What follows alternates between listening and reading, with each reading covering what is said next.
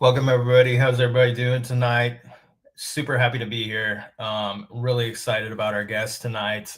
We have a fantastic guest, somebody, an American First Patriot, who I first heard about when Cassie Clark had posted about him. And she's somebody who I trust. And she said that he is a great candidate for Senate in North Carolina, somebody who I've come to respect a great deal. And the first person I asked after that was Margot, a good friend of mine. And I asked her what she thought about him. And she said he's a great American patriot, somebody who really represents North Carolina well and would be a fantastic member of the U.S. Senate. So I knew what I had to do at that point. I was like, well, I have to try and host this guy. So he's an author, former Navy JAG officer, just really got a resume that really just stands out from the crowd and has some great accolades that come with him. So tonight, is a really tough night for a lot of people. We had 2 National Guard members that were shot in DC. So our prayers go out to them and their families. Really tough time. Really tough situation happening there. And thank God for, our troops trying to do the right thing, trying to secure our cities, and our prayers go out to them. As a military retiree, I just, it's just heartbreaking what happened today. So, but tonight we're going to promote Don Brown, and we're going to talk to him and see what he has to say. So without further ado, I'm going to bring up all my guests here tonight. So we got Lauren from Idaho, great American patriot, America First, promoting candidates from Idaho across the nation. Thank you for coming in here tonight. Land of Illusion from North Carolina. Margot from North Carolina. Appreciate you coming in here, Margot. All Cassie my Clark. friends. What's that? All my friends. Yeah, all your friends. How are you doing? And our great guest, Don Brown. Welcome to the stage, sir. How are you doing tonight? Thank you. You've got me on with a lot of superstars tonight. No pressure there, huh? Well, yeah, well, I first learned about you. I saw Cassie Clark's post about you, and she's somebody who I've come to trust, somebody who I've come to know here on X. And I really value her opinion about what's going on in North Carolina, because she's somebody who's, really concerned for her state and also the USA. And so when I saw her post, I was like, I got to look into this guy. I got to look into, see who he is, what he's about. And I talked to Margot about you, and she said the same thing. She said, this is our guy. And then Land of Illusion too, she's on stage here with me. Another friend of mine, she's like, yeah, he's an amazing patriot, veteran, Navy JAG officer, author, just a resume that really just stands out from the crowd. And so, The problem is we don't get a lot of help in pushing the right candidates. The swamp is it's entrenched, and they'll push the ones that they want or whatever, but those might not be the best candidates. Media doesn't give much help, and so what I've come to discover is we're going to have to push them ourselves. We're going to have to push you guys. Now, granted, you've been on news and stuff like that, and that's great, and you're an author too, so your name is out there. But the thing is like I feel obligated. I have 100,000 followers. I feel obligated to help out. I feel obligated because you guys are set behind, and that's not the way it should be. And so, I want to help out in any way that I can. So let's, tell us about yourself. Tell us what, kind of got you involved in this, and how what made you want to run for Senate. Well, thanks. First off, one of my claims to fame is I'm a friend of Margot. And I've written a book, and I included a character in the book named Mac Williams, who's a real life character who her dad knew and her family knew. And it's amazing the way the Lord works sometimes. But I have been a JAG officer and have been involved in a number of, in some high profile types of cases. We battled alongside the Secretary of War now, Pete Hegseth. When Lieutenant Clint Lawrence had been prosecuted under Obama's rules of engagement, we're able, by the grace of God, to get that young man out of prison at Leavenworth. He'd been there for 6 years on a 20-year sentence. It was these military courts martial under Obama were in some ways a prelude. They were political trials that we will later see with the prosecutions against Trump. So got involved in that. Was involved also in writing the book and leading the investigation into the shoot down of a Chinook helicopter extortion 17 in Afghanistan in 2011. And got to know Pete Hegseth, Sean Hannity, and General Boykin and some folks who are there, and intersected with some great Americans, including, General Mike Flynn, Lieutenant Colonel Alan West. Got involved also in some,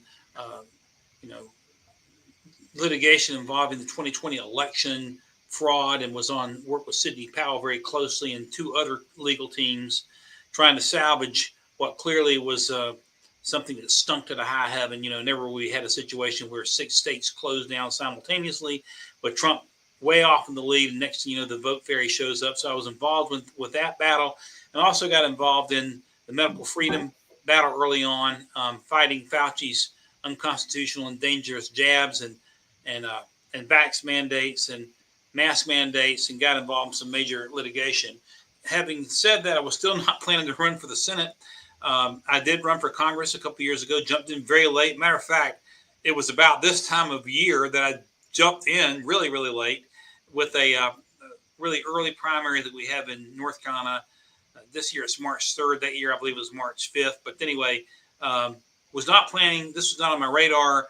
But I think the straw that broke the camel's back in my situation was we have a senior senator named Thom Tillis who was battling the president on multiple fronts, including not only on policy, but the president's nominees. He did sink Ed Martin, but it was the Pete Hegseth nomination that really spurred my candidacy, I believe. Pete, as I say, I've worked with him closely, and he's a true American patriot. I believe he will be the best Secretary of Defense and now Secretary of War in the nation's history. We can see a no-nonsense approach already. Tillis had promised that he would support any of the president's nominees who came out of committee. Pete cleared the Armed Services Committee, yet Tillis tried to torpedo him anyway. And by the grace of God, Pete did get confirmed. We had to bring the vice president in, but that was the straw that broke the camel's back. Tillis dropped out of the race. And as we moved into the summer, I had one of the opponents, a really strong patriot named Andy Nilsson. We were both interviewed, what are we going to do now? And I made the comment that if Laura Trump had jumped in, I would have gone to the beach. The closest I've been to the beach is speaking to the Carteret County Republican Party. We're driving along the Sound, so we're still in the race, and we're in the race to win it.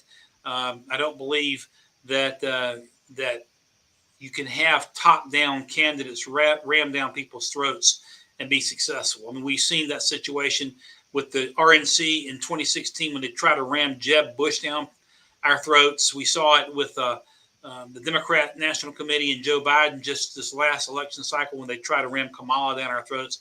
And now we're seeing the RNC trying to do the same thing with my opponent here in North Carolina. It's not going to work. So we're here to win, not just to take the primary, but also to win a general election. And we believe in God, country, and the Constitution, and we're going to continue to fight, and we won't stop fighting. The Lord calls us home. Well, I appreciate you. I appreciate you doing that, because you obviously don't have to do it. It's a tough road to hoe, and it's you're as somebody who stands for the people, it's really an uphill battle. And so I just appreciate you doing that. Appreciate you standing up for the country. You appreciate you throwing your hat in the ring, because it's obviously you don't have to do it, and there could have been a lot easier things that you could have done with your life. So thank you for that, first of all, and thank you for your service too, sir. Gotcha. And so I just wanted to tell my panel, please jump in there anytime you want to, but tell us about what you saw in North Carolina, Cassie, because your post was the one that brought me to this man, and tell me about what you're seeing and what you think about him, and then we'll go to Margot after that too. Yeah, so right now Cooper is running, and I'm sure everybody on this panel, who, especially those of us in North Carolina, Cooper is not the way that any of us want to go. When you think about Cooper, I automatically go back to COVID. My mama died during COVID. I didn't get to see her for a year. To my understanding, Don had a similar experience with his dad. And then when you look at hurricane relief during Cooper's tenure was a nightmare. And you're not just talking about Helene, you're talking about the hurricanes that hit the East Coast. I mean, it was awful management over and over and over again. Is that really what we want to do to our state again? And so when I went to the Salt and Light Conference, I had the pleasure of meeting Don, and then I gave a speech recently and Don was there, and I just think that he's an awesome guy. So, yeah. Awesome. She burned it up in that speech. We gotta play that. We gotta get an audio of that thing and play it, or better yet, a video. It was one of the best speeches I've heard. Thanks, sir. You bet. Yeah, she's killing it on social media too. Like, she got an Elon repost. Like, that's like the holy grail right there. So good on her. I'm going to tell Elon, Cassie, that I want to see the Doge cuts memorialized into law. And you're not going to hear that from my opponent or anybody else. We got to get serious about that. We get Elon on board. That might not hurt things a little bit. So, Cassie, just keep working your magic there. Yes, sir. Absolutely. And Margot, yep, jump in there. Well, I'm going to tell the story about Mac Williams a little differently than Don did. So I actually interviewed Don when he was running for Congress, and I didn't realize he was a very famous author. He is in military books. He's a bestseller. And he sent me one of his books, and I just happened to be reading it like 7 o'clock in the morning. Yeah, don't judge me. And I come across the president in the book, and it's Mac Williams, who happened to be my dad's best friend when my father was in the Navy. And I text Don immediately, and I'm like, "You made Mac Williams the president?" And we just had a little joke back and forth. So my experience with Don has gone back a few years, and I've always been supportive of Don. I think he's a great candidate. I think he's very well-rounded, but more than that, he's a Navy guy who grew up in North Carolina. North Carolina culture means a lot to people from North Carolina. He understands that, and he was handpicked by Dan Bishop to run in his seat for Congress. And I think the other thing that people need to know about Don that he won't say, but I will, is that he's running neck and neck with Michael Whatley right now. And that is a grassroots candidate against literally Goliath. They're neck and neck. And the goal is to keep the momentum and to get Don out more, because he exemplifies what I believe North Carolinians want. They want someone who cares about this country, who's willing to put their job on the line, to go to court for a bunch of families that had soldiers die. If you don't know that story, Don, I know you'll get into it, but he's really done the work. And he represents, I would say, if you were going to put it some way, I would say the heart of North Carolina. Yeah, absolutely. That's, and from what I'm reading about him too, that's the way I feel. And I knew that before, coming in here or whatever. Like, he's going to be a great American patriot, and I believe you're going to be the senator for North Carolina. I think you are. We just got to help you get there. And so that's why we do these things. That's why we hold these, spaces, we hold these lives or whatever. We're live on 3 different platforms tonight. We have almost 700 people watching right now. Tell us about, how, I guess, how it's been so far, how you've been received, how people, what are North Carolinians saying to you when you go to, when you're going out and talking to them? What are they telling you? What are the issues that concern them? Well, the response has been overwhelming from the grassroots. Everywhere that we've gone, there is a hunger for patriotic conservative leadership in the Congress and especially the United States Senate. We touched on a couple of things already, with Cooper, and it wasn't just the disastrous Helene relief. I've been in Craven County, in the eastern part of the state, going back to Matthew, the hurricane that ravaged that state. There's still, somebody said 5,000 family members, 5,000 families that never were able to rebuild because of this rebuild NC, ironically, that Cooper put together. So you see North Carolinians suffering from Democrat philosophy that more government is better. Actually, left's government is better. Of course, folks are concerned about the cost of living right now. What we have seen is gasoline prices come down considerably under President Trump because there's been effective deregulation. We've got to hit harder in the area of deregulation to help folks with cost. For example, you've got, look at dairy products. You're having, a lot of people don't know this, but the USDA puts price supports on homogenized dairy products. And so what happens is the USDA will buy up excessive, milk and cheese that are produced and take it off the shelf, which creates, scarcity, which drives prices up. When you look at meat production, you see the same sort of thing. They limit the number, they put a speed limit on the number of, meat products that can come out. And all these regulations favor large corporations and attack small, slaughterhouses and farms. And so we got to do a better job of attacking the regulatory burden that is helping to prop prices too much. People want to be able to live, and young people are concerned about being able to afford homes. I'm an opponent of property taxes. That may be a state issue, but I think property taxes need to be eliminated, and certainly they should be eliminated, possibly for first-time homeowners. But I'm of a belief of the philosophy that the only good tax is a repeal tax, and you guys can use that if you want to. I know we've got to have some, but we've got to do a better job of getting into the weeds and attacking these areas that are keeping, life unaffordable. And one of the things that is most disconcerting, of course, is the astronomical cost of healthcare.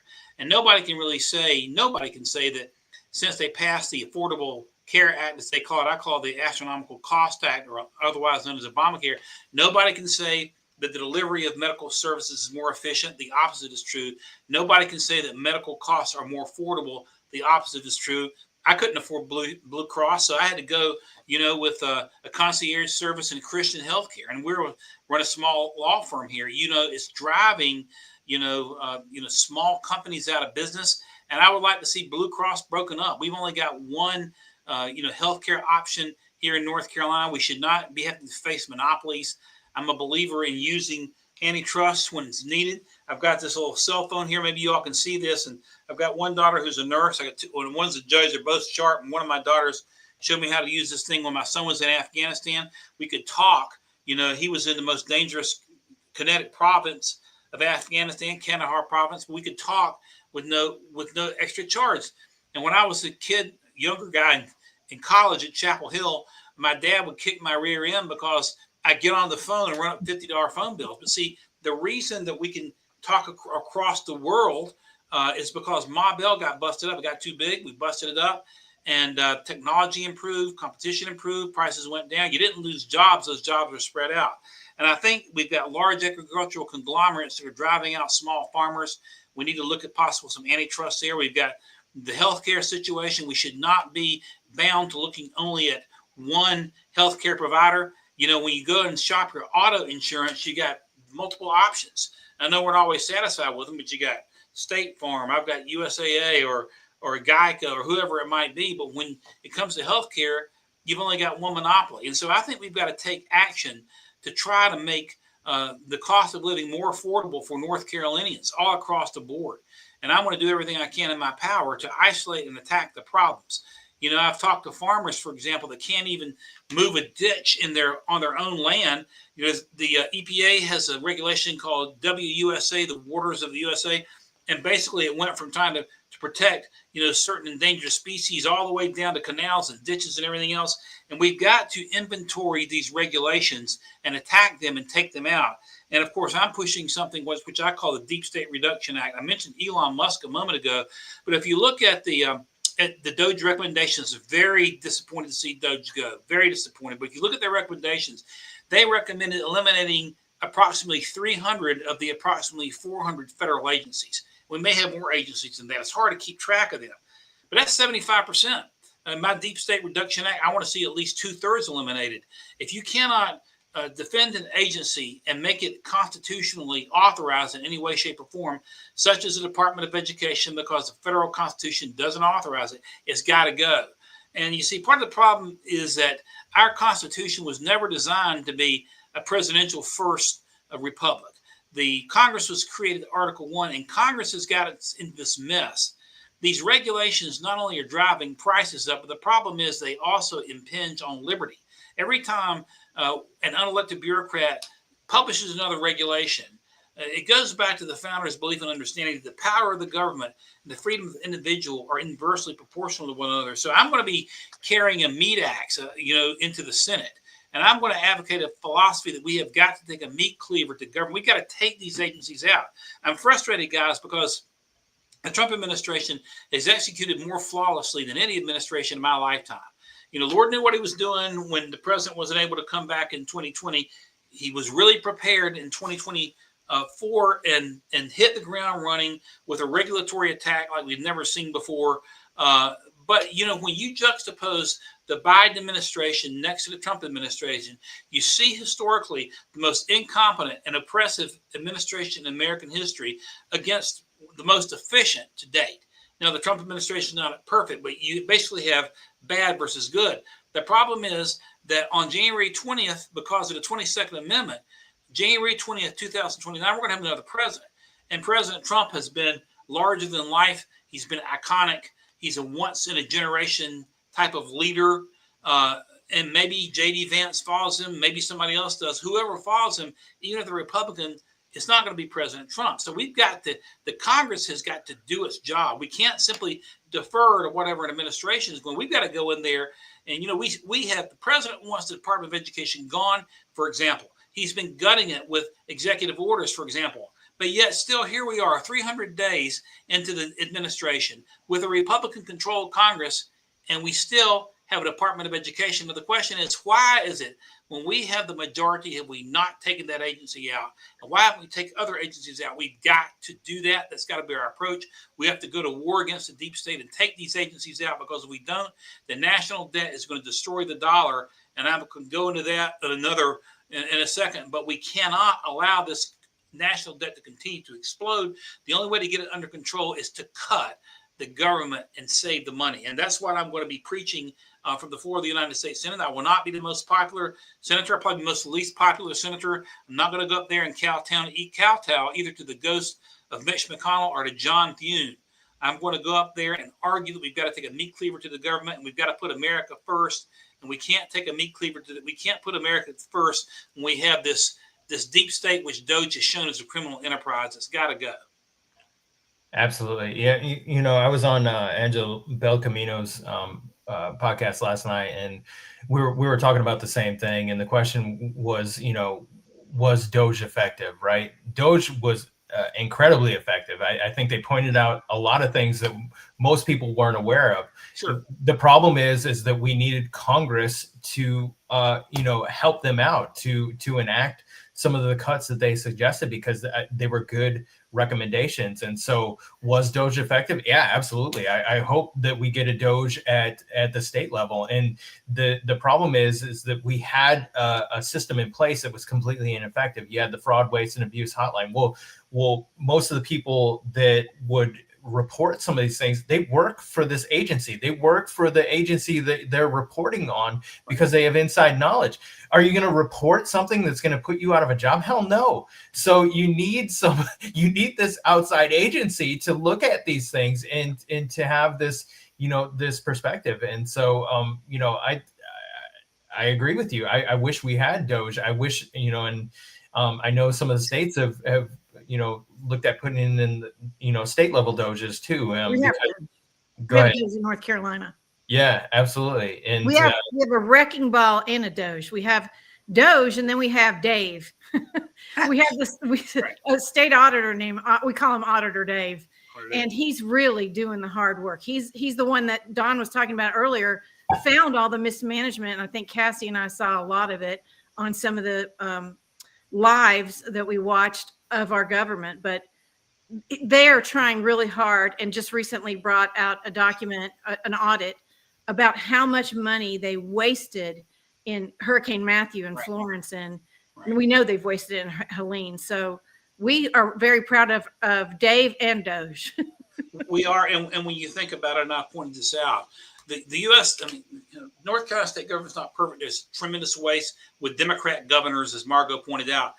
Helene, they set up these agencies like Rebuild NC, and it's supposed to help those poor folks, first off, down in the eastern part of the state that got ravaged 9 years ago by that storm. But they put all these prerequisites in to keep you from getting the money because they don't want you to have the money.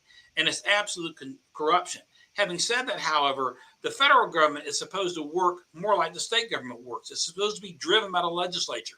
So, for example, a few weeks ago when this horrible film came out about this poor girl in Charlotte murdered Irina, the Ukrainian girl, the North Carolina General Assembly got busy and passed Irina's law, which is not going to totally solve the problem, but it's a step in the right direction.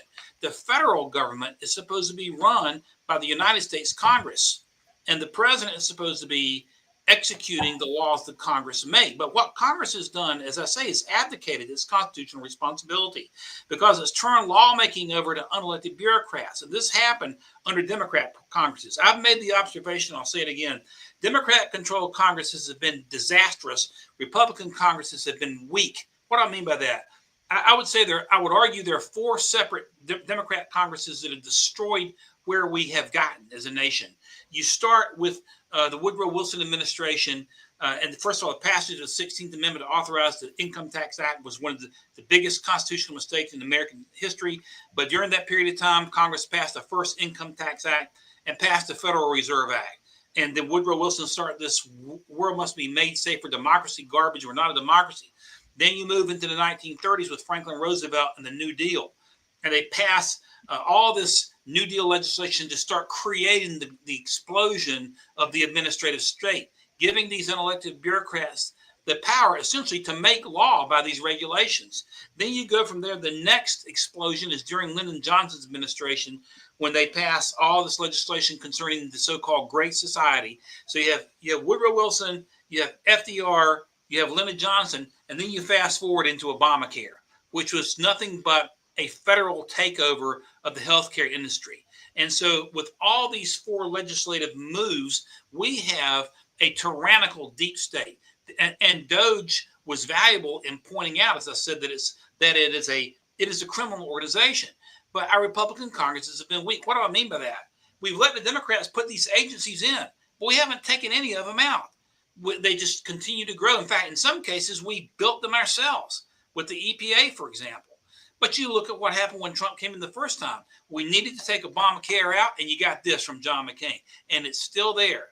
Now, we stopped some things about it, but it's still there. Our Republican, listen, we're going to lose Donald Trump in 2029, and if we don't have strong Republican leadership instead of weak jelly spine leaders in the Senate and in the House, we're going to go over the cliff. I was going to Asheville. I've been to Buncombe County a number of times, by the way. I was headed up to Buncombe County one morning, and you guys probably know about this, but there's a website called usdebtclock.org. Anybody listening, if you don't know it, write it down and go there, usdebtclock.org. And if you go to that site, what you can see is the federal debt exploding in front of our own eyes. And one morning I was getting ready to head up to Asheville, and I had that website on, and I'd have my little cell phone here, and my daughter taught me how to set the timer. I set the timer for 1 minute, and in 1 minute you hear a little bitty. Anybody want to guess how much the debt had increased in 1 minute? Anybody want to take a guess on that? I don't want to put anybody on the Million? spot. 100 million? $2 million 1 minute. I overshot. Sorry. But no, it's $2 million in a minute. That breaks down to $120 million in an hour, 2.8 billion per day, $37,000 per second. So you can do the math of what's happened to the debt since we've been here. 37,000 a second. Now that is down from about 55,000 a second under the Democrats. I was with a congressional friend of mine the other night. He was pointing out we brought down the rate of spending. Yeah, we brought it down, but the debt still explodes. That's like if I'm a cocaine addict, I'm saying, hey man, I'm a cocaine addict, but I'm not as bad as I was. I used to take 2 snorts a night. Now I'm only taking 1. I mean, it is still going to kill us. And what's going to happen if we don't get it under control? This is the thing that's driving me to stay in a race and run, because the Republican Party is ignoring this problem. My opponent won't touch it. All he'll do is say, Trump, Trump, Trump, Trump, Trump, Trump, Trump. Nobody will touch the problem. There's no, you like that, Margot? Was that you laughed about? But there's no plan to attack the problem. Now, what's going to happen if we study history? Here's the thing about it. I know you guys study history. You know that every great nation that controlled the earth for a period of time had the dominant currency. Okay, you read the New Testament. The Romans had the denarius, or the denarii, as they call it. President Trump talks about the golden age. That comes from the Dutch. The Dutch had the gilding. The Spanish, we just celebrated Columbus Day a little over a month ago, during the period of Spanish domination of the earth under Queen Isabella and others, had the peso. That they yielded to the British. They used to say the sun will never set on British soil, which had the pound sterling. And the pound sterling fell to the dollar finally at Bretton Woods in 1944. And I point this out, everybody gets excited about President Trump sending these B-2 bombers, drop these bunker busting bombs on Iran's nuclear program. But I ask this question: do you see the French having done that, or the British, or the Canadians, or the Mexicans? No. The reason is because the United States dollar remains, for the time being, the international currency of trade. I'll give you an example. I was about 15, 20 years ago. I had gone to Belarus with a friend of mine from a church. We were involved in bringing Belarusian kids over into the Charlotte area during the summer. There was a city, and Belarus, by the way, is the country just north of Ukraine, where the war is going on, just east of Poland, and just west of Russia. And in the southeastern portion of that country is a city called Mogilev, which is not far from Chernobyl. Nuclear spill out was causing health problems. So we bring kids over. And some folks in our church will wind up adopting these kids. Well, there were a couple of kids adopted by a couple in our church, but the third sibling was left in Belarus. So I went there along with the father to try to persuade the Belarusian government to release that kid. I can speak a little bit of Russian with a red dead accent. You'd laugh at me if I tried, but seriously, I can a little bit. I started learning it in the Navy. But when we got there, we weren't able to get the kid out. But I remember there was one time that we went into this outdoor flea market. Like these flea markets, you got clothing, you got pieces of art, pieces of glassware. Well, I saw this Russian chess set, and I wanted to buy this Russian chess set. I'm not a very good chess player, but I like to collect chess sets with Civil War and Revolutionary War. And so I saw this chess set, and I whipped out a $20 bill. And I'll never forget what happened. You guys know what happened when I whipped that $20 bill out? Take a guess. If that got cheaper, they'll bargain with you. Well, it nearly started a riot because they wanted that American dollar. Now, I was breaking Belarusian law. I didn't realize it. But it was an example to me as to the power of the U.S. dollar. Nixon took us off the gold standard. We became a fiat currency in 71, I believe. But he forced the Arabs into what we call a petrodollar arrangement, so that all oil has to be traded internationally, has to go through the dollars. It kept the dollar strong, even though gold was no longer tied to it. But what's going to happen if we don't get this debt under control is that the United States dollar, because see, we're fighting not only the forces of evil, we're fighting them everywhere. We could talk about that.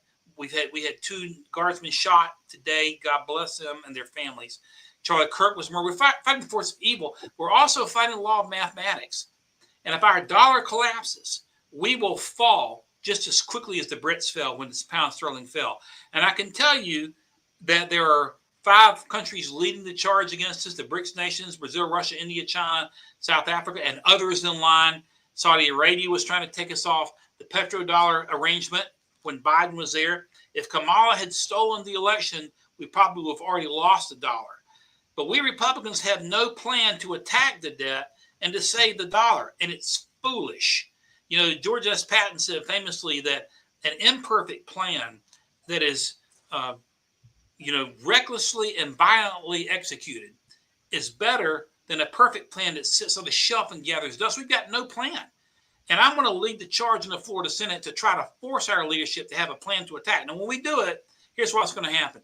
When you take candy from a baby, the baby screams. We know we're dealing with the Democrat press. This liberal press is a functional propagandist arm of the Democrat Party. They call Margaret Thatcher the milk snatcher. They're going to say you're taking candy. Well, the Constitution was never set to create a government that is a lollipop factory. And we're going to have to be tough, and we're going to have to cut, or it won't matter anymore. And so I'm staying in the race because we're in an urgent situation.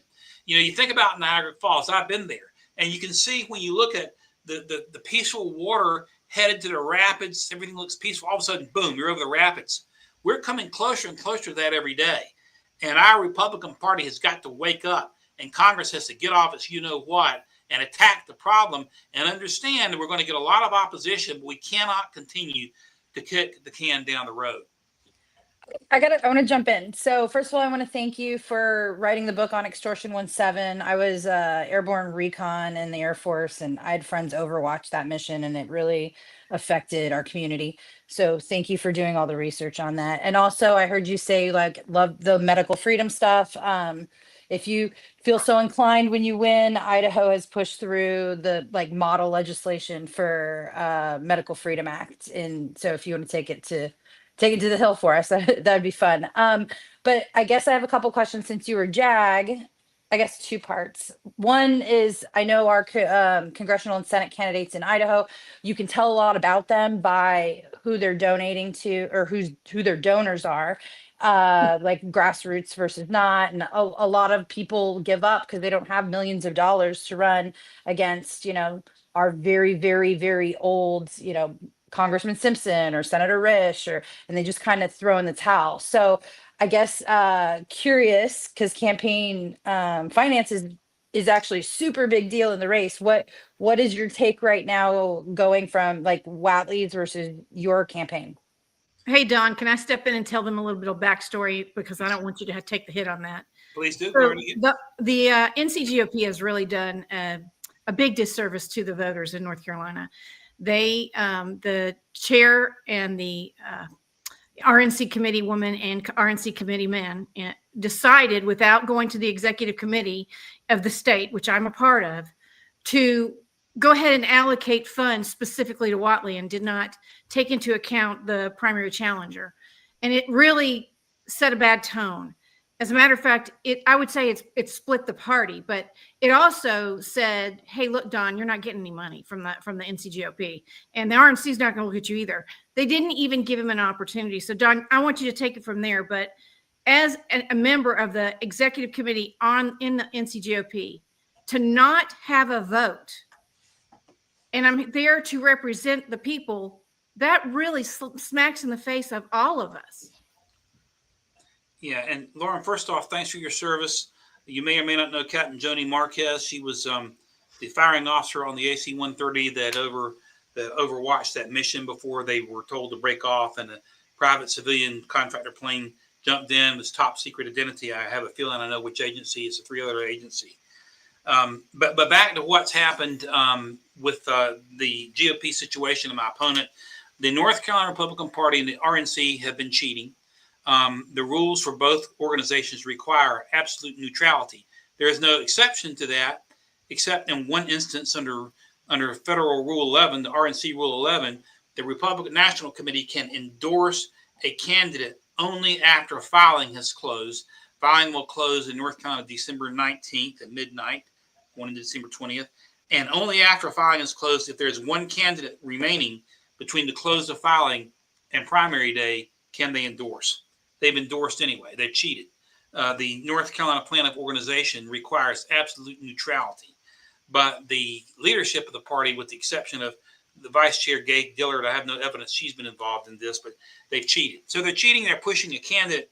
As I mentioned in some of my opening remarks, it's always a disaster when the institutional apparatus of any party, Republican or Democrat, tries to ram a candidate down the voters' throats. And especially in this case, a candidate with a record that is inherently weak, that has been spotty on election integrity, that got elected and reelected as state chair in 2023 based upon a cell phone app that could not be monitored or checked or verified. And there's a lot of division in the party because of that. This particular opponent from the headquarters of the North Carolina Republican Party pushed the jab, telling people that he was going to take the jab. You should take the jab too. You can ask your doctor about it, but it is not a matter of science, of politics. He said it's a matter of science. People have been hurt, killed, and died and maimed because of that jab that was irresponsible.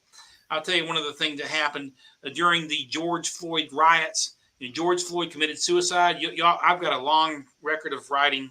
You can check my record. You go to an American Thinker and see a lot of things I've written there, and on Fox News and other other outlets as well. But I wrote an op-ed in 2020 called "Who Killed George Floyd?" You see, I read the Hennepin County coroner's report. I knew that there was 3 times the lethal dose of fentanyl in George Floyd's system. I watched all of the Axon body cam video for almost an hour before they isolated that snippet of Chauvin standing there and George saying, "I can't breathe."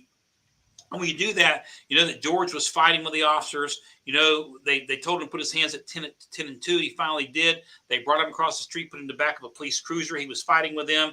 He was fighting them inside the police cruiser, demanding to be let out.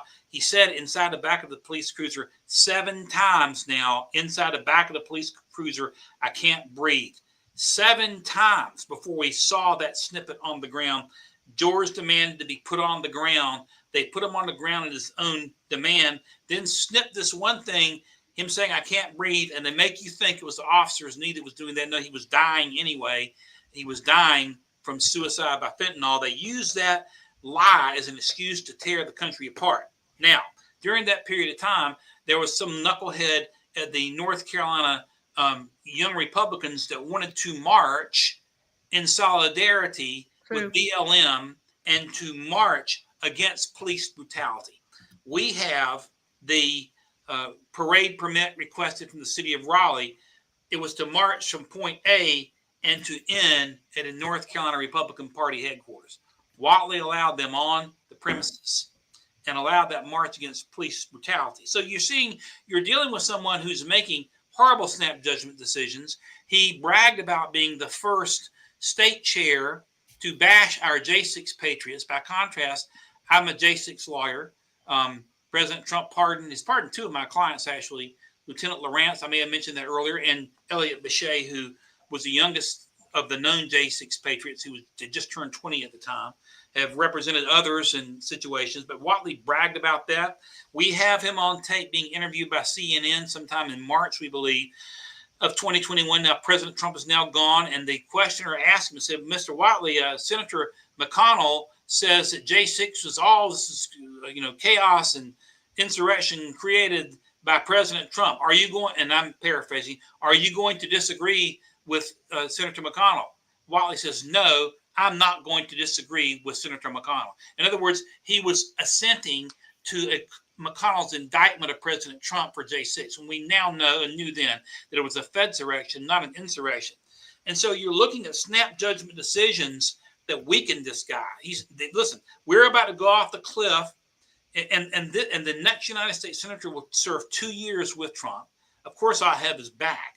But 4 years after Trump, and we've got to look at who we want in the United States Senate from North Carolina carrying out these battles when the freedom of the United States is going to be at risk. And as I started to say earlier, if we lose the dollar, they're not going to replace the dollar with another paper currency. In other words, when the pound sterling fell, and you saw Britain fell as an international power into, just above third world, they're an industrial power, but they're not what they were.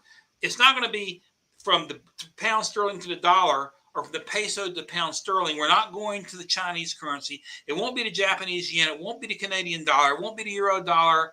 No, it's going to be something called a central bank digital currency. This is where we are headed. If we don't develop a plan to attack this debt and reverse it and save the dollar. And if you think it was bad during COVID, when they used COVID as a trial run to see how far they could get away with their totalitarianistic tactics, you ain't seen nothing yet if the dollar falls and it's supplanted by a central bank digital currency. Now, my question, do we want my opponent or Roy Cooper in the United States Senate? We are fighting battles. They're going to put us on the edge of going over Niagara Falls. I don't think so. No, and I want to go ahead, Cassie. You open forum, please. You guys jump in there whenever you see fit. Like it just open discussion here with Don. Thank you. So I don't know how much longer I'll be able to be here, but I really wanted to ask this question. Right now, I have noticed, don't ask me how it slipped me by, but over the past few weeks, I've noticed how bad illegal immigration is in North Carolina. It's overwhelmingly bad. And what I want to know is now that I and so many others know that NGOs are funding this, Right. They're funding bringing in illegal immigrants, they're funding keeping them here. And a lot of their income comes from the feds, from state funds. Is there something that you could do as North Carolina senator to potentially end that? First of all, that's a great point. I'm glad you brought that up. You mentioned Elon Musk, and Elon pointed out that these NGOs are just a sham. You see, if I set up a private foundation, I've only got to give away 5% of it at the end of the year. And within the private foundation, I can trade stocks all I want with zero capital gain, with zero income at all. And so if I'm ultra wealthy like George Soros or Bill Gates, I can set up Foundation A and Foundation B, C, and D.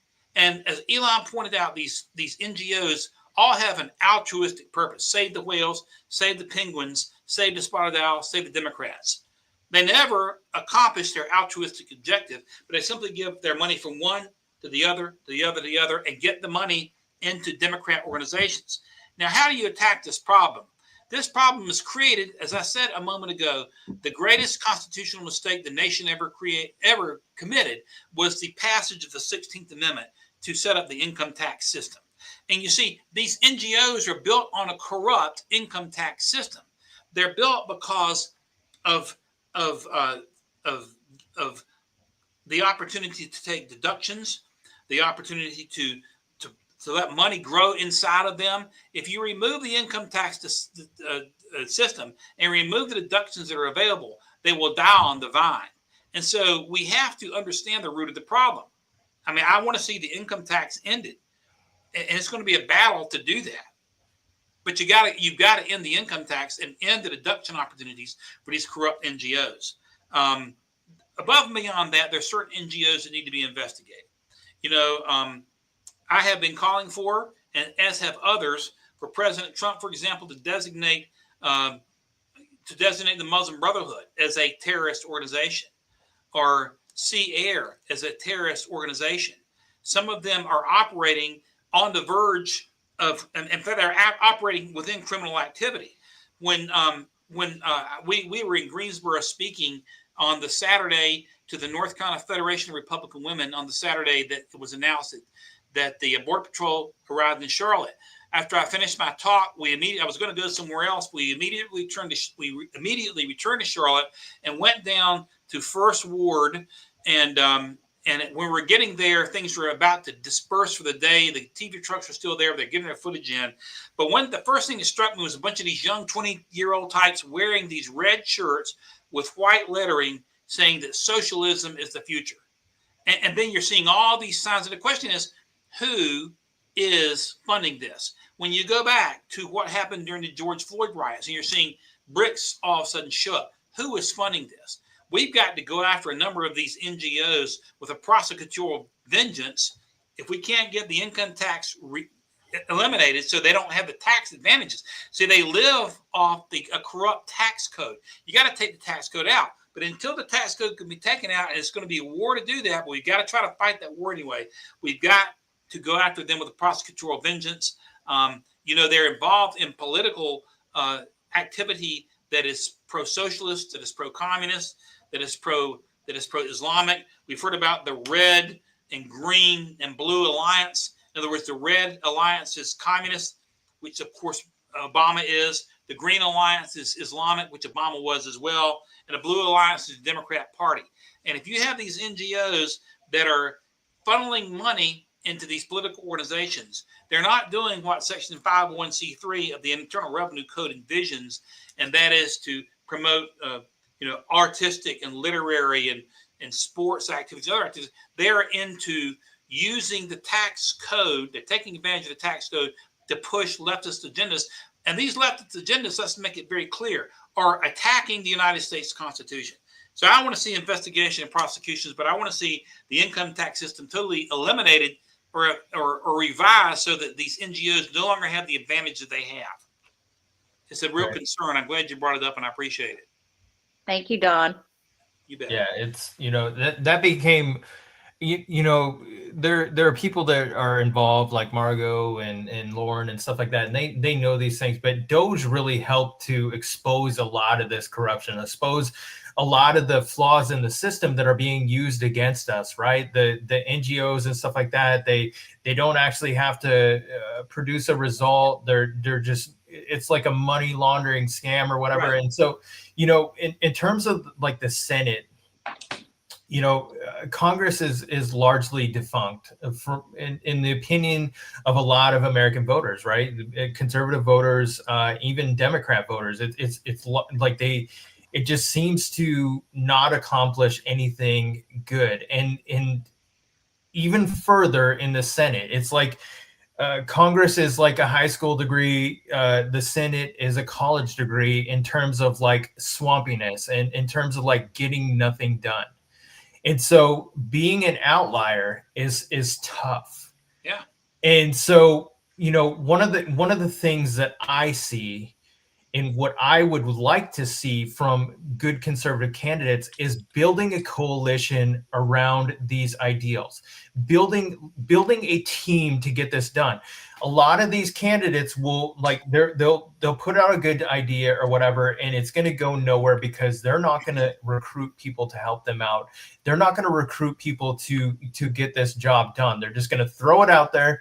They're going to, post a couple things on social media, and then it dies in whatever institution it is, the House, the Senate, whatever the case may be. And so, we see these things, we see, oh, this is a really good idea or whatever. And so we hope, that they're going to get it done, but then they get absolutely nothing done because they don't work with other conservatives. They don't, it seems like there's no team, especially with Republicans, especially with conservatives. And so that is a huge issue for a lot of us. And so that it makes me concerned for the 2026 midterms because it demotivates people. It demotivates the base. It demotivates people because we rallied behind President Trump in 2024. And that's why we got such a big turnout. But the thing is like when we see these people basically working for themselves, not getting anything done, we see, absolute gridlock in the things that we voted for. It's really like it demotivates people. And so when we're looking at candidates, we're looking at people that are going to get the job done. We're looking at people that are willing to buck the system, that are willing to try and build support around these things that we wanted because we voted for something and we're not getting it. And President Trump is doing everything that he can. But he needs help. He needs help with the Congress. He needs help with the Senate. And so, in terms of the Senate, it's really tough. And so, for Senate candidates, I think it's more important than anything because there's more in Congress. And so, if we get you in there, what are you going to do different? What are you going to do to make things happen? We use a phrase that I agree with, and that's buck the system. What typically happens with a rookie senator? if it's a Republican, they would have gone in years past and kowtowed to Mitch McConnell.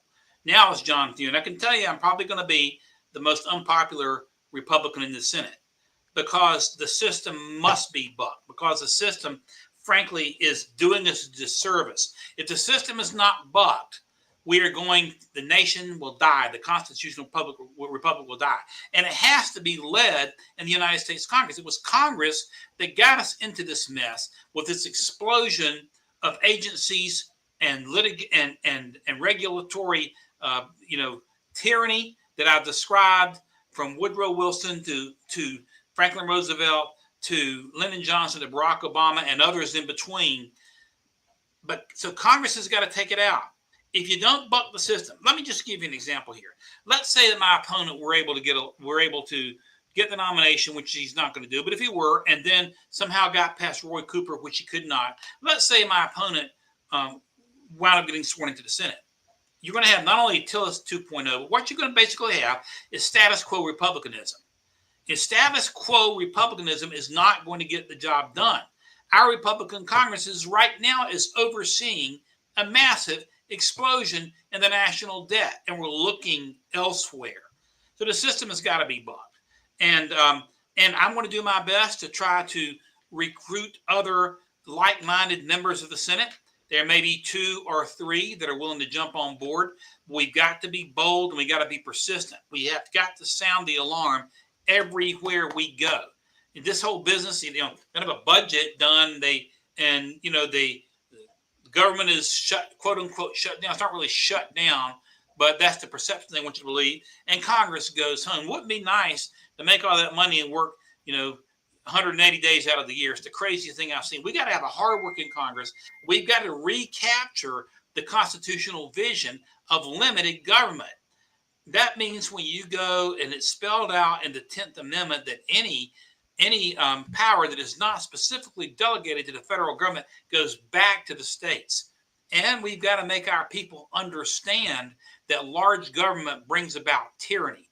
And I think younger Americans are prepared to hear that message. But that message has to be put out there in clear and unapologetic terms. President Reagan said that the government that governs least is the government that governs best.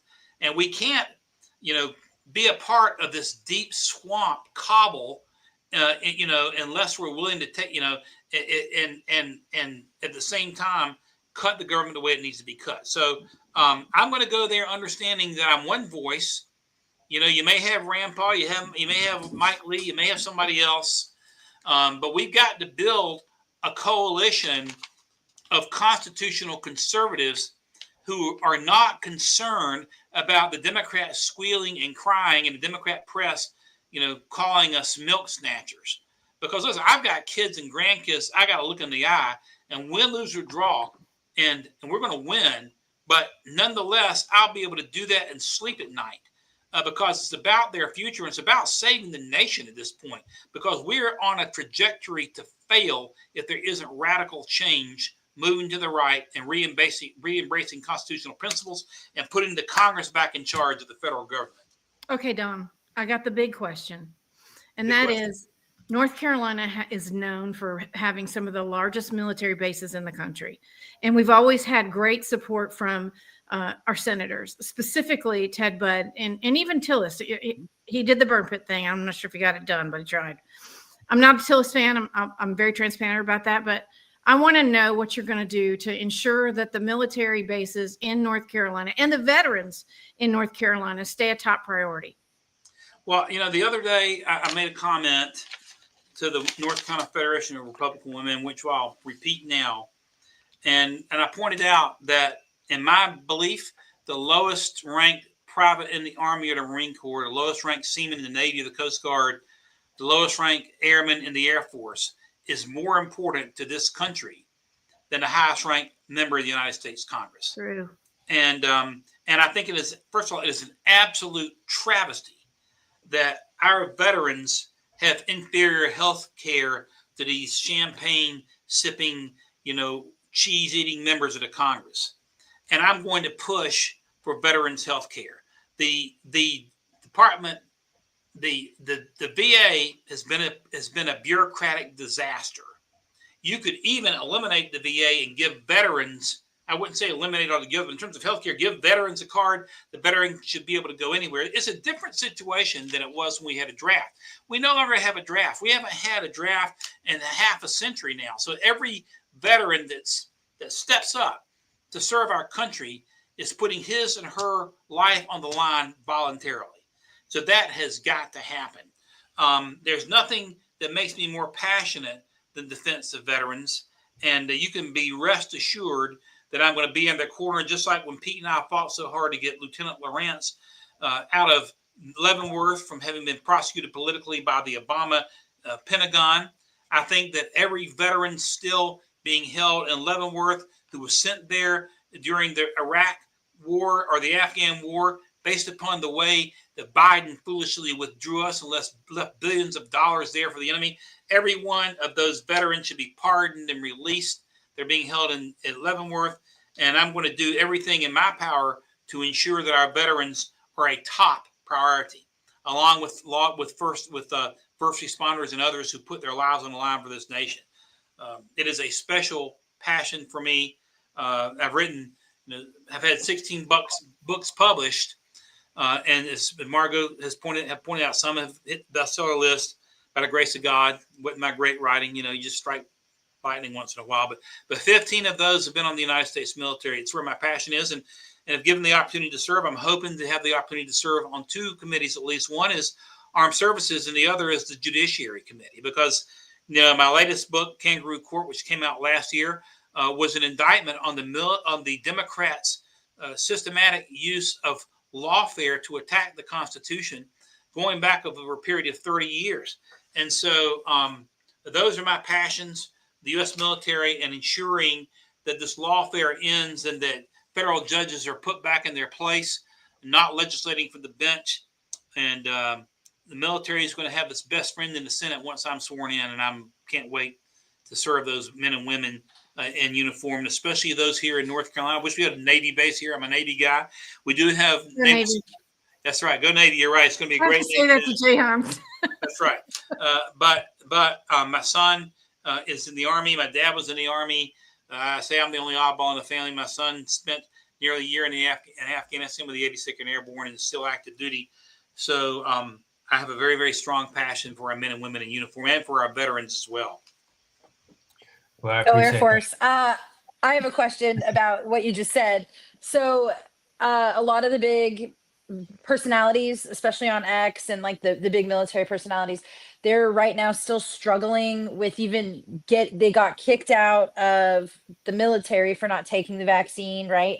And what we're seeing is there was no punishment in the leadership in the military whatsoever. Like they did not go through and remove like the commands that issued those illegal orders to take the COVID vaccine, which it was illegal. So we're seeing like a big complaint, and as a byproduct of that, you're also seeing, I'm sure you saw like the seditious six, and then the members of the military that are coming out, these left lunatics saying, oh, we're going to, thwart Trump and all of this stuff happening. And it's kind of like a byproduct, right? Like we allowed them to do the illegal thing, and then it transcended into, we have this lunacy amongst our ranks. A big issue is to get rid of the leadership who started that. And I see a big push for that on X. I see people who can't get back in, even though they've been cleared and told, okay, yeah, come back in and we're ready to take you back into the military. They can't even get back in. Still, they're getting red tape. So what would you do in the Senate to mitigate all of this? Because I think it's just a domino effect of issues.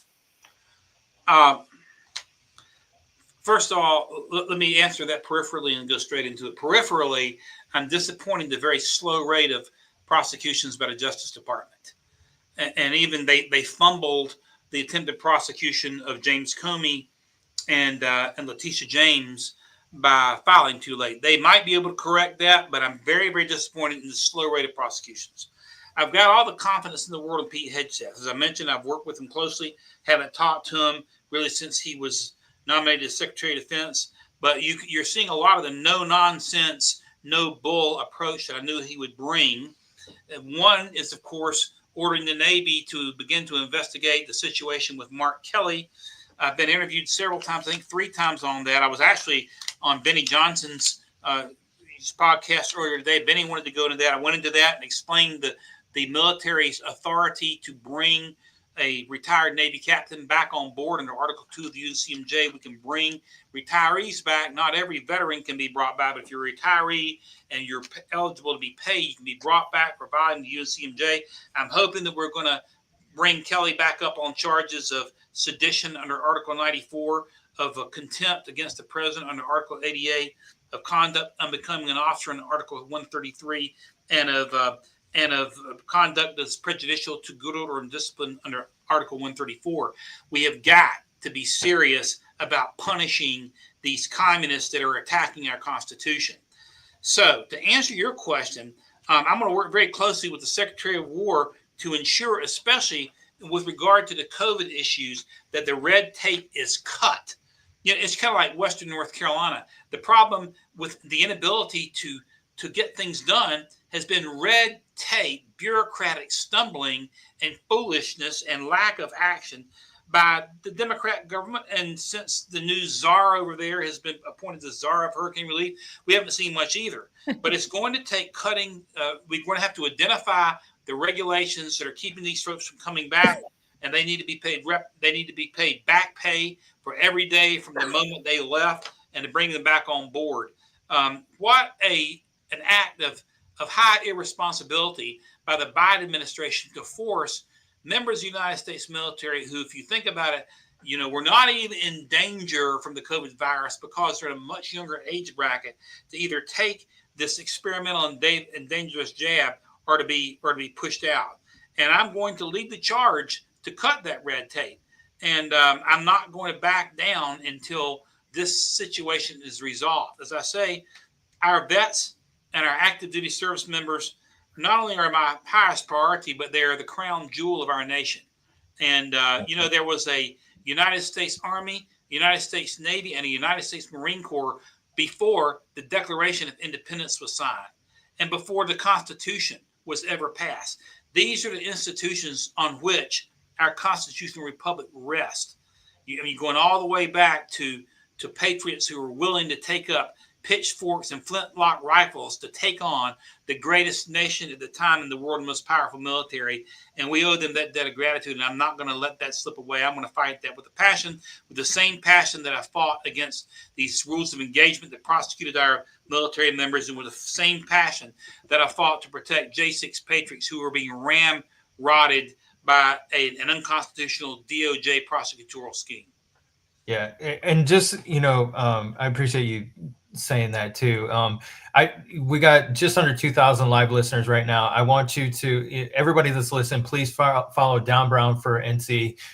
Please go to his page, check out his posts, repost him, help him get his message out there, because he's a great American patriot. And I just wanted to, I just want to add a little bit to what you said too. My best friend, who was also a retired First Sergeant, just like me, he replaced me in my last two jobs. I won't say his name on here to dox him, but he was about to start terminal leave, and they made him get the jab before he retired. Absolutely no reason to. He was not going to put a uniform on again in about 2 months, and they made him do it just for a spreadsheet, which is just completely crazy to me that they would go to this length to do these things. And so, I just wanted to give a little context to, people, to some of the stuff that happened in there. You don't need to answer to anything to that, but in terms of like Mark Kelly, it really troubled me what he is doing. He didn't need to open his mouth. He knew exactly what he's doing. And so I just really, I'm just dumbfounded that if an officer would do something like that. It's just crazy. There were no illegal orders. There were no illegal orders given. They cannot even answer for these things. And so, as a JAG officer, that has to be troubling to you too, because they can't even say what the illegal orders were that they were telling people to disobey. And so that's really troubling, especially because he is a member of the Senate. He is a retiree, and hopefully the UCMJ is a little bit faster than the Department of Justice, because we cannot just let that happen. That cannot continue to happen because it's going to be like we're going to lose our country if stuff like this keeps happening. Like we are in bad shape where senators can come out there and openly say you need to disobey the commander in chief. That it's really troubling to me, and it's troubling to a lot of Americans too. They're trying to argue that they made a generic statement that you don't have to obey an unlawful order. And in a generic sense, taken out of context, that statement is correct. But you can't take the statement out of context. Now, I have here before me, I have a little stogie and I have a lighter. And if I were to sit around with a bunch of guys and say, hey, how about a fire? Somebody strikes the fire. You see the fire there? In that context, that's perfectly legal. But if I were to go into a theater and yell fire, fire, fire, and there was no fire, then I've broken the law, you see. And so when you look at the context of what the seditious six have done, first off, they are clearly sending a signal to members of the armed forces who are involved in the administration's war against fentanyl on the high seas. You know, we lost more Americans to fentanyl in 1 year than in 10 years of the Vietnam War. And since the president has used the military to seal the borders, they're trying to bring this stuff in by sea. And there is plenty of historical precedent. The president has authority to protect Americans' lives, property interests on the high seas. Going back to Thomas Jefferson, the Barbary Wars, he sent the Navy and the Marine Corps into the Mediterranean because these Muslim pirates were attacking our ships without congressional authority. Abraham Lincoln seized the British ship, the RMS Trent, that had Confederate sympathizers without congressional authority. Franklin Roosevelt, in 1941, before Pearl Harbor, gave the U.S. Navy shoot and destroy orders to attack German U-boats that were hitting American convoys going across the North Atlantic, again without congressional authority. Ronald Reagan sent the 82nd Airborne into Grenada to protect Americans, and that communist government had toppled the civilian government.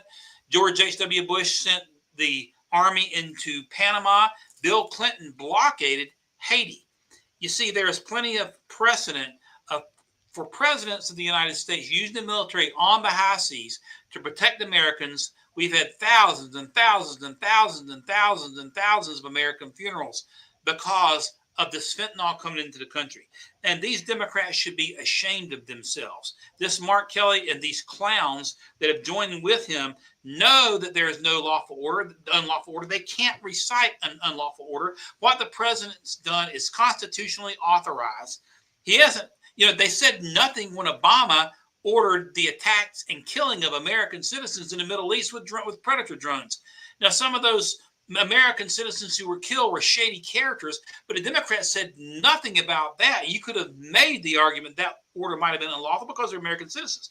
Not one word. Just like they said not one word when Obama, the deporter-in-chief, deported 3.1 million Americans, well over a million more than President Trump has. Not one word, because their objective is to advance the power of the Democrat Party above the United States Constitution and everything else. And they're trying to divide our troops against themselves. They're trying to put seeds of doubt within the troops. Well, I'm not going to take this drug boat out because it's an unlawful order and Mark Kelly's got my back. When you do that sort of thing, you risk the lives of American service members.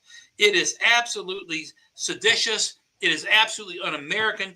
Mark, this Senator Kelly guy, he needs to be brought back up. He needs to be subject to an Article 32 investigation.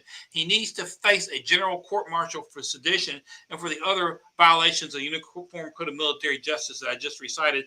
And in the military, we have a real meaningful speedy trial clock. So if the speedy trial clock plays out, it'll be a lot faster than it will be on the civilian side. So I hope Pete Hegseth will stick to his guns here, and I'm sure that he probably will.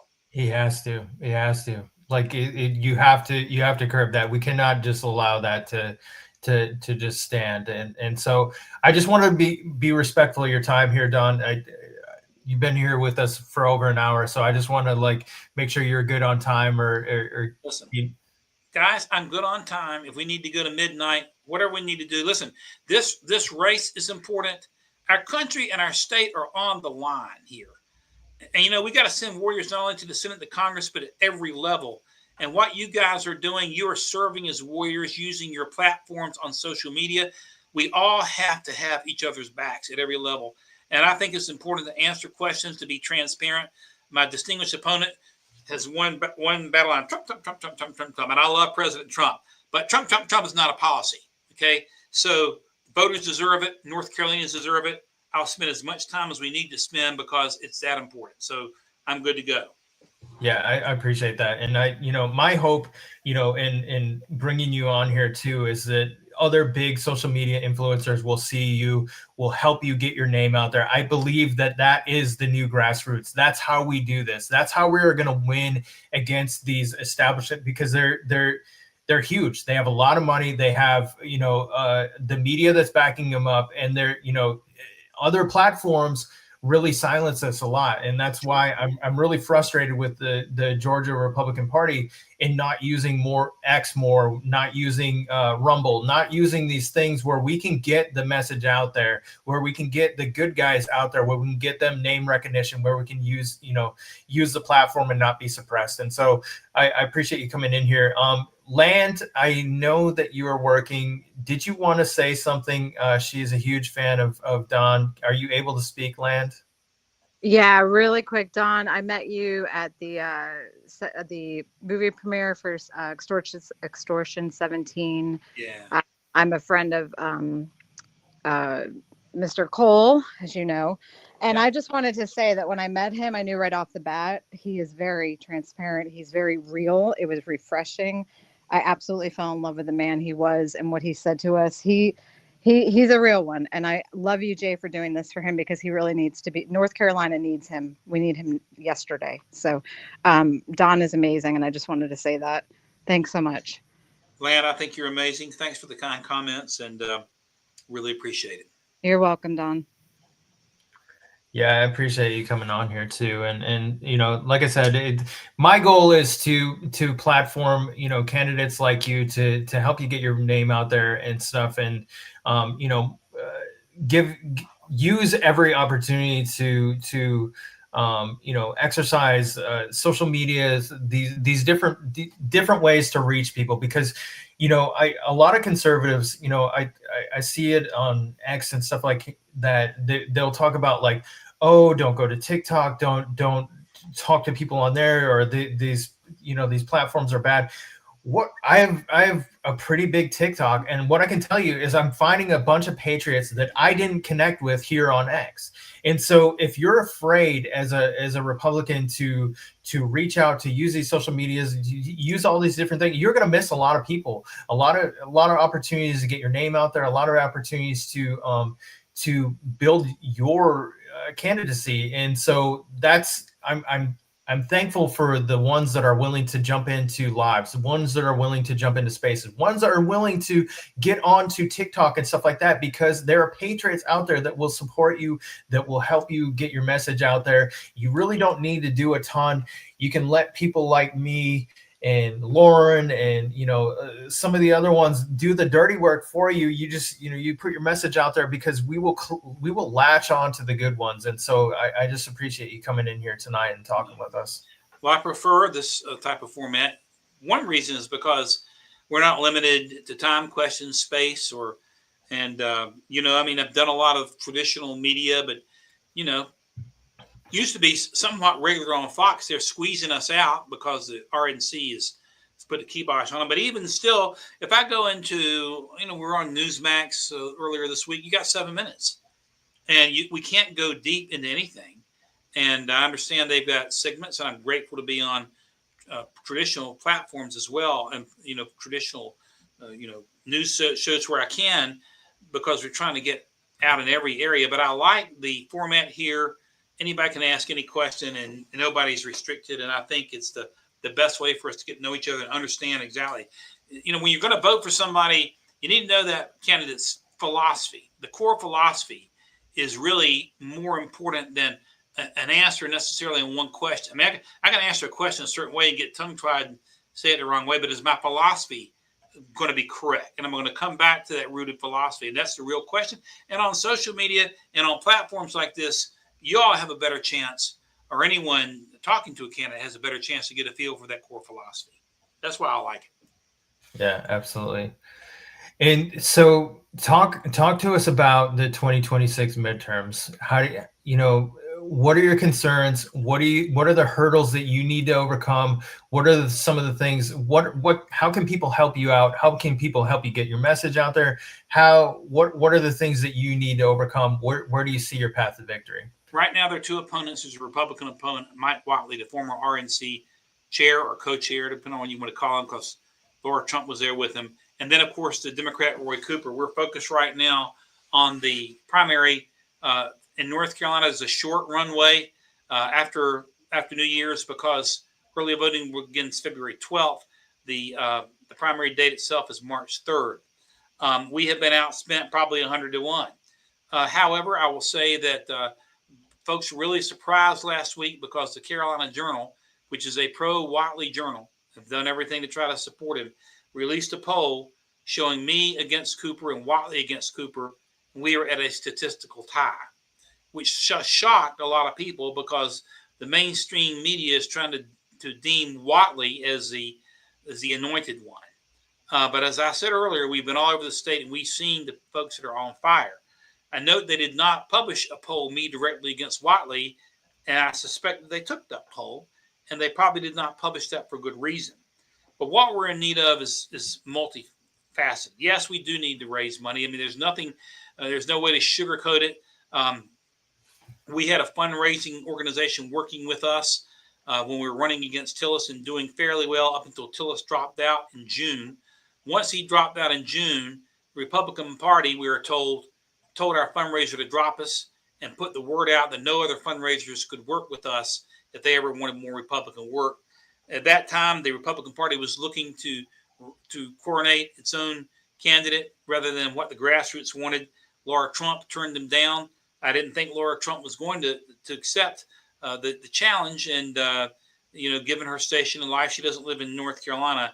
Then finally, Whatley jumped in, and Trump sort of gave this blessing half-heartedly. But we're running against a machine, so we do need. I'd rather have a million people give me $1 than have a benefactor put a single $1 million check in our account, because smaller contributions mean that we're gathering grassroots support and we're not going to be beholden to anyone. So that is needed. And you can go to brown4nc.com and help us out there. That is our website. We also are putting together what I believe is going to be a very effective ground organization. If you're in North Carolina, please go to brown4nc.com and express an interest in helping us on the ground. We're putting our troops together in every county in North Carolina. We're going to need folks who are willing to work early polling sites, who are willing to get out sample ballots, who are willing to make calls. So we need ground warriors. We will need to win this race on the ground because we will be outspent. We want to close the spending gap. We understand that we're fighting a machine. And the other thing that can be very helpful, whether you're in North Carolina or not, is that you just alluded to a moment ago, the power of social media. If you got 500 friends on Facebook, contact them all. Contact folks that are like-minded and ask them to get a group of 100 or 200 or 300. And we want to have a pyramidal social media, design, so that social media can be the tool and the weapon that allows us to just take this thing out from under the deep, the Republican Party in and of itself is an establishment apparatus. It isn't particularly conservative, much better than the Democrat Party, but the social media and these platforms is going to be the equalizing force. So we need folks that are willing to be social media captains at multiple levels. And if we can pull that together, we're going to win this thing, and we need help in those areas. Yeah, absolutely. And I just wanted to give you, Lauren, the opportunity to ask any final things if you wanted to, ask Don anything or have any comments to him. I'm just jogging through thinking about all the stuff he said. Today, I've been working with the staffers for Rish about the defund the Taliban bill, and that's been a mess. I mean, and I keep thinking like, okay, if I can get 60 Don Browns in the Senate, we can defund the Taliban bill, or get that through on the floor. So I guess what is your reaction to that? I mean, it's been sitting in foreign affairs since June, and it's been a big deal on social media the last couple of hours. Yeah, I guess that's just my last question. and so, but you're asking the right questions to expose what questions. I had when I was a JAG officer, I had a commanding officer tell me, he said, Lieutenant Brown, I was lieutenant then, he said, the mark of a good lawyer isn't always the answers given, but rather the questions asked. Jesus himself was profound by asking questions. The most profound question, who do you say that I am? That forces us all to look at that question. You're asking the question, why is this Taliban defunding bill still sitting in committee? And as I say, we have weak Republican Congresses. We got to raise hell about stuff like this, and I'm willing to do that. It's ridiculous that these bills that are America First bills are getting bottlenecked by Republican leadership in both the House and the Senate. And that cannot happen. It simply cannot happen. Marjorie Taylor Greene just left the House, regardless of how you feel about her. There's one bill that I certainly agree with. I don't think that hyphenated Americans ought to be serving in the Congress. Why are those bills just sitting there? And even more importantly, why is it that we are counting illegals in the United States Census? And I will support a Citizenship Census Act, a fight to end that. Marjorie put one up, and it's sitting on the speaker's desk. Why is it sitting on the speaker's desk? I'm going to be raising hell about these things from the floor of the Senate. I will be unpopular amongst the Republicans there. Doesn't matter to me. They're pushing Whatley anyway. The National Senate, committee is pushing Whatley, and so I've got nothing to behold to any of them except I got to look at my face. And it was like Nathan Hill said, I only regret is I have one life that I can give for my country, and that's what I'm planning to do, no matter what. So you're raising the right questions. I'm going to be depending on all y'all when I go to the Senate. This isn't a one-time thing, but we are representatives, and therefore I'm going to be listening, and I'm going to do my best to keep, my finger on the temperature of the people. And one of the reasons Trump became so popular as quickly as he did is because he was speaking what people were thinking. And I intend to try to do just that and to act in that manner as well. Yeah, music to my ears. Yes, Took words right out of my head. Music to my ears too. yeah, absolutely. Yeah, that's exactly what we want to hear. And so, again, I appreciate you coming in here tonight. I appreciate you talking with us. I appreciate you giving us the opportunity to get your name out there too, because I think you're going to be a fantastic addition to the Senate. I just wanted to open the floor to you. Any final things that you want to say to people? We have about just under 2,000 live listeners, and we have some Democrats in there too that are making comments. So Democrats can make comments all yeah, whatever. But the nation is going to go bankrupt. You're not going to get your social programs when that happens. If we don't curtail spending. So Right. The nation is on the brink. On the 20th of January, 2029, there's going to be another president. Congress has got to step up and fulfill its constitutional responsibility. The main role of government is to protect individual liberty and to protect individual freedom, not to create a monolithic lollipop factory that is government, not to create agencies that make regulations to drive up the price of milk and meat and cheese and eggs and make it impossible for small farmers to operate. We have to, in the words of President Reagan, get the government off the backs of the people so that freedom can reign, and I intend to fight to do just that. Well, I appreciate you coming in here tonight. If you're watching right now, please follow John Brown for NC on X. Help him get out there. Help him get his name out there. Repost his stuff. Donate if you're able to, and really take a look at his what he's got to offer, because I think it's a lot, and I think your platform will resonate with a lot of conservatives. And so, everything that you said, I agree with. I believe that you will be the next senator in North Carolina, and I really hope that we can help you do that. I just that's what I want to do here. That's our objective.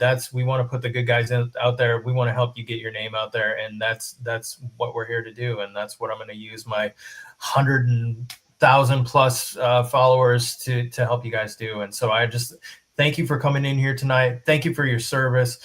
Thank you for everything that you're doing, because I know it's not easy. You didn't pick an easy route.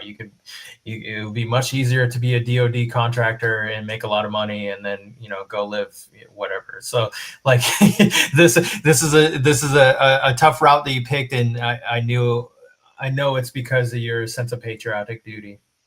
Thank you, guys. Appreciate it. God bless you all. Thanks for having me. Hope to see you all again soon. All right. Appreciate you, Don. All right. Have a good night, sir. Thank you so much. All right. Well, my panel here. Well, what do you guys think? I love him. I like him. Yeah. Yeah. I mean, I'm not kidding. When I met him, he is so real. He's literally what we need. I'm so excited about it. And Jay, you have such a great platform, and I wanted to say that before, but I got distracted.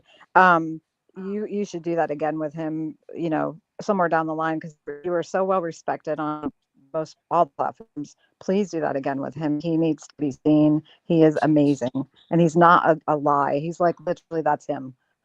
Well, if you're watching here, send it to your bigs, send it to your, send some of Don's posts to your bigs, help him get his name out there, because that's really how we do this. And we can help him out. It doesn't matter how big your account is or whatever. Like, we could, like, reposts, clicks, likes, comments, they all help his stuff get out there. And so that's where it starts. I started from 0 here on X, just over 3 years ago, and now 100,000 followers. So you can do it too. You can help them get out there. And this is how we save our country. We get the people that we want in there. We get the good ones in there, and we help promote them. So I just appreciate you two for coming in here. Lauren, do you got any final comments? Yeah, it's easy. It's really easy for you to be like, I don't live in North Carolina. Like, what do I care? It's really easy to be like that, but you don't know, like, maybe you only have 100 followers. Maybe 15 of those are, or 5 of them even are North Carolina, and they're just people bouncing around, and you retweet it, and they'd never heard of Don Brown before. All they had heard was Watley or Tillis. They thought it was Tillis still, right? Like it's important that if you do repost that stuff, even though you're like, oh, it doesn't apply to my state, like, he didn't talk Idaho tonight, right? Like if it doesn't apply to my state, it's not significant. Well, I mean, my hope is that I have a couple of 100 followers out there who are in North Carolina, who do see the problem and understand, like, we've got a rhino problem, right? And you're looking at, like, the neocon, like, Bush establishment types trying to, like, they genuinely believe that they're coming back to power after Trump's gone. They think when Trump's gone, so is MAGA. They think America first and MAGA disappears when Trump disappears. And I think they are sorely mistaken. And I think, if anything, we need to get more people who, like, didn't kowtow under the J6 stuff, or like defend Biden when there was obvious election interference. Like, we need those members. And yeah, and he's obviously one of them, right? Like, he defended J6ers as a lawyer. So I think, like, those kinds of things are really important, and we need to be pushing those around. Like, if you inherently, like, he said something that I thought was really interesting too, which was he cares about the housing costs rising for the youth. And not many people will say that. Like, a lot of people will come, I mean, honestly, a lot of them come out and they're like, oh, well, we're worried about the housing cost increase, and we want to remove property tax because of, retirees or whatever. Like, he's one of the first candidates I've ever heard go like, no, I want it removed because of the youth.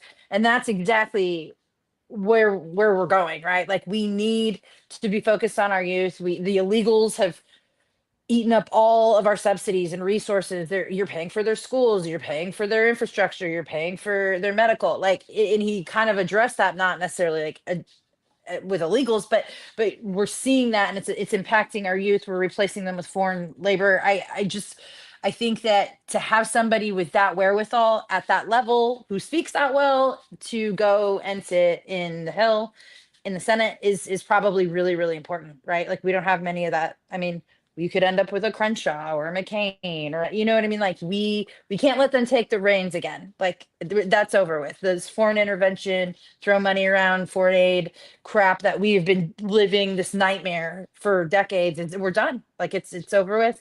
We're America first now. We're bringing it all home. We're kicking everybody out who doesn't need to be here, and we're gonna start building our youth, like giving them back their inheritance. So I will land my plane.